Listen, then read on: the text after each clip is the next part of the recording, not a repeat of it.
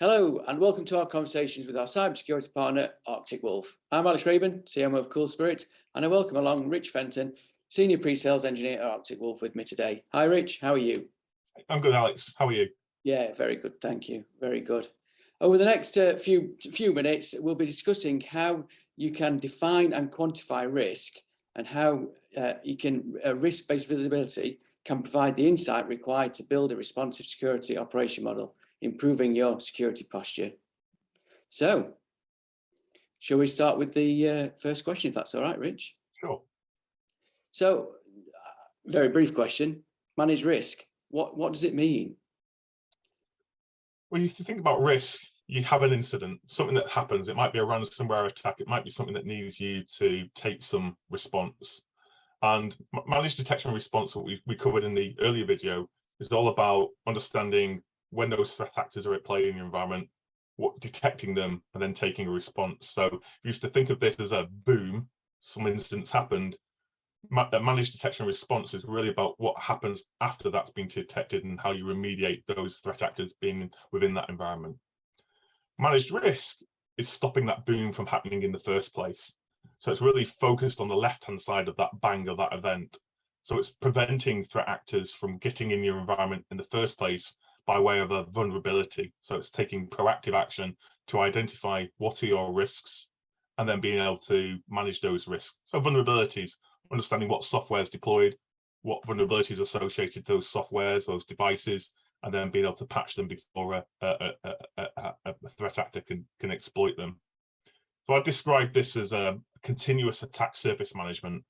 So continuous, it's not something that you do once a year or once every 6 months or even once a month, but you're continually scanning your environment for risk, both your internal environment, your applications and your devices, your external environment, your external posture and your external services, but also the dark web for account takeover risk, what credentials are being leaked on the dark web, what user information is on the dark web, because that represents an account takeover risk and a vulnerability. We also think about it from an attack surface perspective. So understanding what the attack risk really requires is wide visibility. So again, going back to what we said in the detection and response, not just understanding the endpoint, but also understanding identity management, network, cloud services as well. Because as we rush to adopt the cloud from work from home after COVID, again, understanding that those cloud services have been deployed correctly is really critical, because that represents vulnerability. And then the final part of that continuous attack service management is a management piece. I've got this list of 1,000 vulnerabilities that exist in my environment. Where do I spend my time and attention? Do I start at the top and work my way down? Well, a key part of the management process is identifying key assets, the humans, the devices, the applications, the things that I can't patch because the vendor won't allow me, or the vendor's not in existence anymore. I might still use that in my business. So I have to accept that risk and understand it, and then put mitigations around those risks. And again, that's where we focus our attention, is patching and protecting those devices first, so that we have an ordered process to be able to go through those vulnerabilities and then detect when they've been actually patched and successfully removed from our risk register. So it's this continuous discipline of detecting vulnerabilities, mapping those to the customer's critical assets, understanding the associated risk, and then developing an action plan to mitigate those risks, which is part of our managed risk service. Because again, having that hygiene, having that process, having that tools is part of what we do as part of our managed risk service to allow our customers to be able to identify and understand their risk.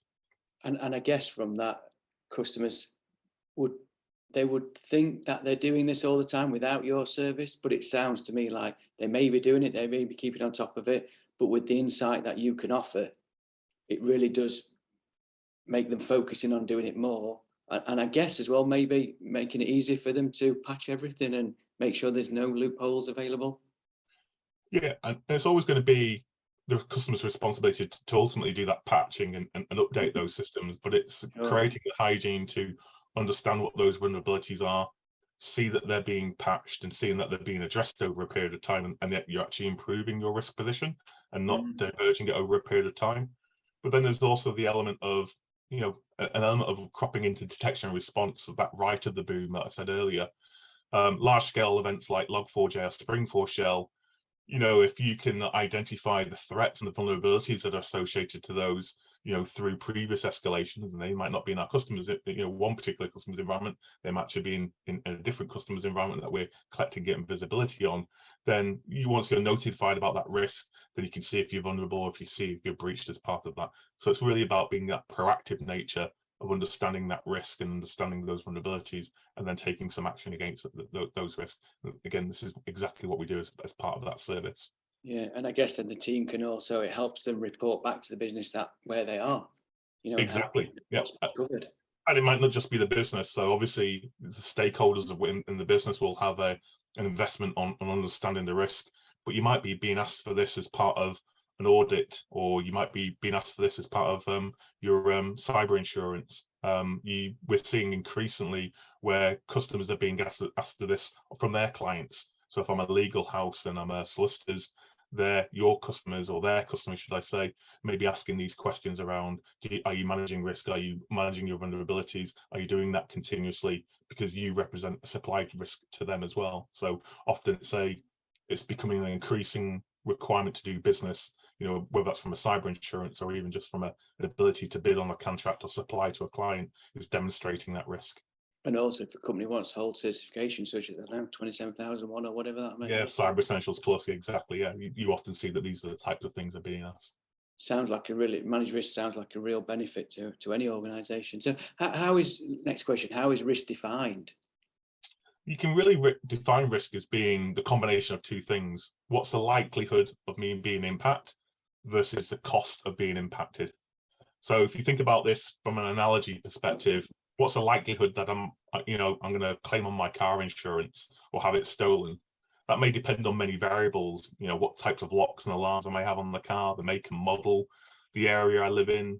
Do I demonstrate good behavior and leave my car unlocked in a public place? All these things demonstrate the likelihood of that car being stolen, or I guess me claiming off my insurance. And the impact of that is, what do I have to pay out to have that car replaced or repaired, or any third party liability?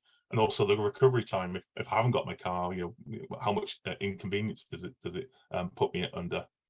So if we think of this from a cyber perspective, the likelihood of me being breached, well, over 59% of organizations have been breached in the last year.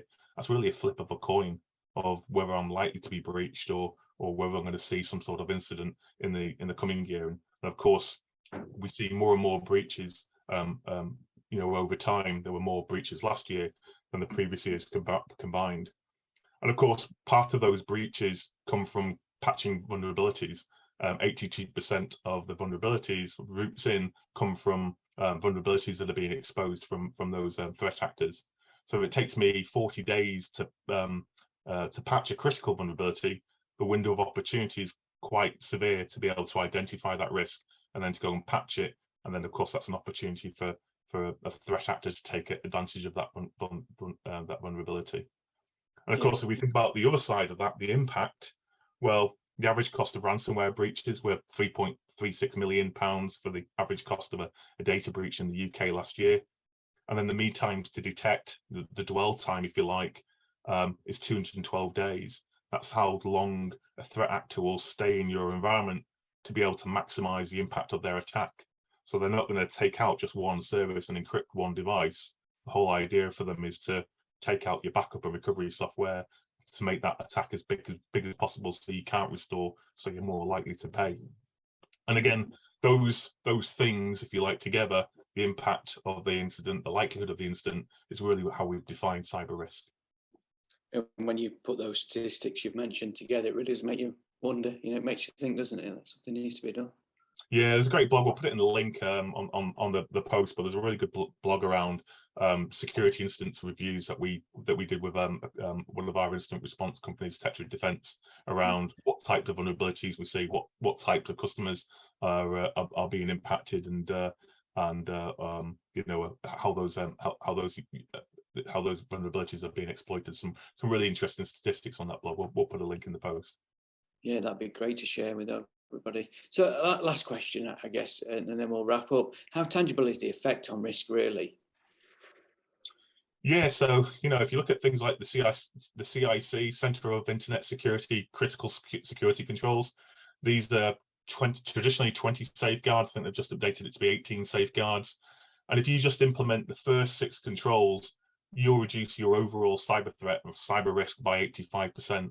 For things like understanding what software, what hardware you have deployed, what assets are out there in your environment, providing that continuous vulnerability management, doing this continuously, not just as a one-off, using controlled use of admin privileges, securing the configuration for hardware and software on mobile devices, laptops, workstations, and servers, and then provide maintenance and monitoring so that you're analyzing your logs, auditing your logs, doing detection, taking response. Just implementing those 6 controls, basic controls, will reduce your security threat by over 85%. So these are things that you should be doing from a risk perspective, and that's exactly why we have the managed risk service, is to be able to provide these controls as a service to our customers that can be consumed as a subscription model. Yeah. So if you're worried about ransomware attacks or whatever, then it sounds like we've got a solution here, and technology and a service to help the customer really ease their mind a little bit, and not to have to worry so much. Yeah, going back, managed risk is about shutting the stable horse before the horse is bolted, not allowing those threat actors in their environment. But you've always got to work on the premise that you're not going to catch everything. So that's why managed detection response is equally important, because if you miss that one time, or you miss that activity, you still need the ability to be able to detect and respond, and do that from a managed perspective as well. So if you haven't watched the managed detection response video in this series, please go and have a look at that, and that will take you around why that's equally important as managed risk. And this is why we have these as services, so that customers can consume the service that the services that they need, as a subscription model. Excellent. Right. Well, thank you very much for your time. Really appreciate Thanks, it. Alex. And speak to you next time. Cheers then. Cheers. Cheers.